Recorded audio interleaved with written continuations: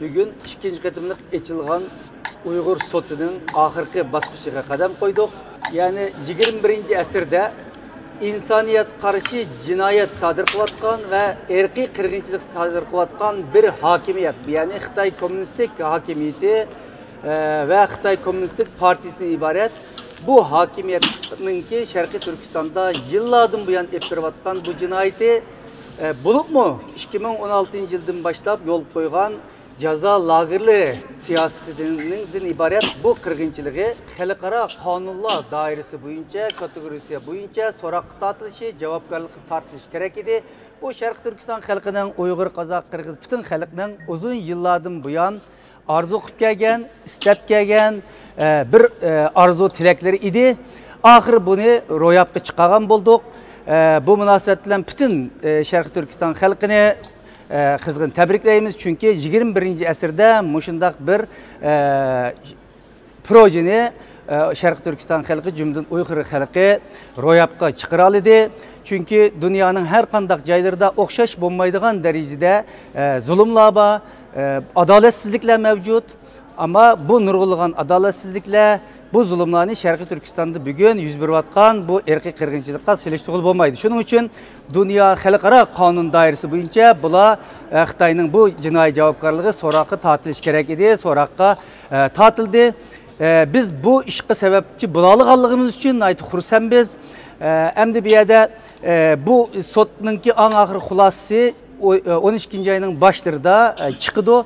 Sotun xulası halkımızın, milletimizin arzusuga uygun bir şekilde çıkışını arzu kılımız ama kandak netice çıkıştan qat'iy nazar bu sotun bütün jarayonlarga şahit bo'lgan qaraydigan bo'lsak bu yalnız bir qatımlıq sot emas, belki bütün Şarkı Türkistan'ın müstemliki tarixini tarihi ark görünüşü bilen, coğrafiyevi ark görünüşü bilen, siyasi ark görünüşü bilen, iqtisadi ark görünüşü bilen resmi bir operasiya qilib chiqdi. Çünkü o'xshamagan o'xshamagan şekildeki mutaxassislarning hammasi bu sotning jarayonida bütün Şarkı Türkistan'ın umum vaziyetini tahlil qildi. Yani Şarkı Türkistan'ın bir mustamliki tarihi hakkında qaytadan bir baho berib chiqish o'tdi. Bu bütün dünyani Uyghur xalqining Şarkı Türkistan'ın tarihi bilan yaqin bir tonishtirish, dünyani texmi bu mesele hakkında chunqur ma'lumotga ega qilish fursatimiz bo'ldi. Bu mu sotning muhim g'albilaridan biri deb qaraymiz. Hem bunun bilen şu münasebetle ben bütün bu şu sotның muvaffaqiyatlik açılış için yardım kılgan, maddi yardım kılgan, paketler bilen yardım kılgan, lagır şahitlerine aval alaydı. Rahmet eytimen bunun muvaffaqiyatlik ötküzüş için maddi yardım kılgan bütün Şarkı Türkistan teşkilatlarına, vatanperverlerimizge, kollab kuvvetlerine rahmet eytimiz.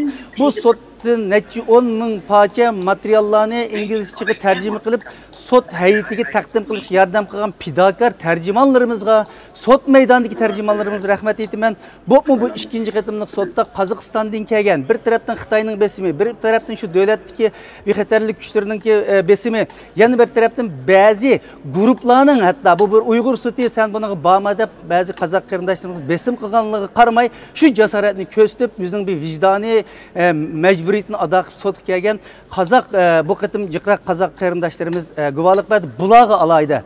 Rahmet eytimen çünkü bu sot hakikaten qaramoqqa bir sot taqqan bilan bunun oqisida ajirsin degan yüzlerce hatta minglarcha qarindoshlarimiz var. Bularga rahmet etishni bir milliy majburiyat deb bilaman. Bu sotga biz qadam basqa vaqtimizda nurg'unlagan oldimiz keldigan xrislar vatdi. Bu çünkü bundaq muvaffaqiyatli bo'lish bo'lmasligini ishonchimiz, arzuyimiz bo'lsa-mu ama her xil xrislarga duch kelishimiz mumkin. Çünkü sot başlangan vaqtda bunun iqtisodiy masalasi vatdi bir qancha $100 ming. Bunu to'liq o'rlab ketalamdik. Bu bizning uchun bir xatarchi yo'lning yerimizda boshlab qo'yib tashlasak nəhayət yaxshi bo'lmadi. Hatta bir mag'lubiyat bo'lib qoladi. Xitoy buni arzu qiladi. İkinci birisi nurg'unlagan guvohchilarni yig'ishga to'g'ri keladi. Shundoq maddi paketlarni to'play olamadik, to'playolmadik. Bu bizning uchun nəhayət cho'ng bir xiristi. Üçüncü birisi çünkü bu bir tamamen müstakil bir sot bo'lganligi uchun bütün sotchilar, mushning xizmat qilganlar bir xolisona bir insonparvarlik nuqtai nazaridan xizmat qilganligi uchun Xitoydagi bir kuchli hokimiyat o'zining iqtisodiy kuchlarini ishga solish orqali bu sot qatnashadigan hokimlarni, advokatlarni bo'lsin ta'sir ostiga kelish, davlatlarning ta'siriga ostiga kelish uchun bu sotning muvaffaqiyatli echilishining oldin to'sish imkoniyatlari va xatari bordi. Ve anından keyin bir qism guvohchilarning naq maydonga kelish imkoniyatining oldini olish imkoniyati bor. Hatto Xitoy hukumatı bu qitimli sotda shuni ko'rdik. Bütün imkoniyatlarni ishga solib buni to'xtatish uchun harakat qildi. Guvohchilarimizga va yoki sot qatnashchilarga insonlar suiqasd qilish ehtimolligi bor. Demak, mushunga o'xshaydigan ishki tashqi har xil qiyinchiliklar bor. Mushu qiyinchiliklarga biz tavakkul qilib turib, chunki ba'zilar sot kunisi balkim bizning zararimizga guvohlik berish ehtimolliklari bor. Biz mushlarning hammasiga tavakkul qilib turib, xalqimizga ishinib turib, dunyoning adolatiga ishinib turib, xalqaro huquqlarga, qonunlarga ishinib turib, yo bismillah deb yo'lga chiqqan eng oxirida yuzimizning eqi bilan bu sot mushlar davom qilib eng oxirida biz kelyotdi.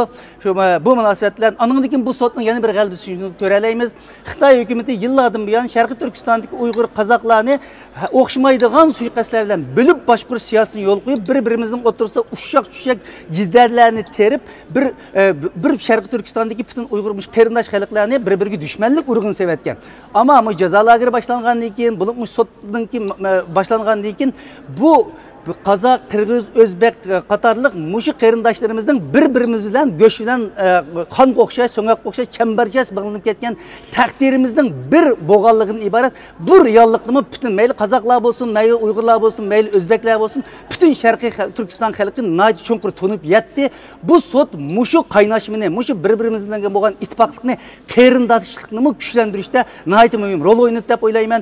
Shuningga buning ajr qilgan butun Sharqiy Turkiston xalqiga, butun vatandoshlarımızga rahmet aytaman.